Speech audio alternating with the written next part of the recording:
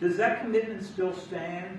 Is the U.S. ready to go contribute to this? It's called the security agreement, Yeah. basically, that they Yeah. call it, the Which security sounds like agreement. one Yeah, of we the would first. help. We would help with security because it's, I think, a necessary factor in getting it done. I thought that we were very close with Russia to having a deal.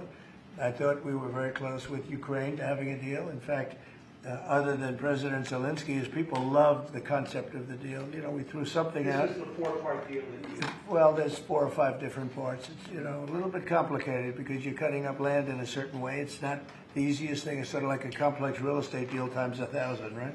But it's a deal that would have stopped the killing of thousands of lives every month. Thousands and thousands of lives, mostly soldiers, but as you know, there's some bombs being Are you dropped. headed to sort of a Korea-like ceasefire that we don't resolve? Well, there's a meeting on Saturday. We'll see whether or not we attend the meeting. We said we'll attend the meeting if we think there's a good chance of they want me to attend. They want us to attend, and we'll be attending the meeting on Saturday in Europe if we think there's a good chance. And we don't want to waste a lot of time. We think it's negative. We want it to get settled.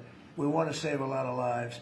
As you know, in the past we spent could be $350 billion giving it to Ukraine. You know, we got nothing in return, but we gave it to Ukraine. I ended up getting rare earth in return, even though I didn't spend money. And we are now selling weapons to NATO. We're not selling it to Ukraine. We're selling weapons at full price to NATO, as you know.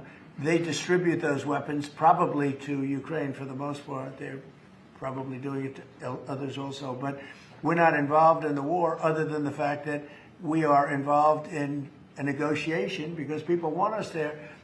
Ukraine wants us involved very much. Europe wants us involved.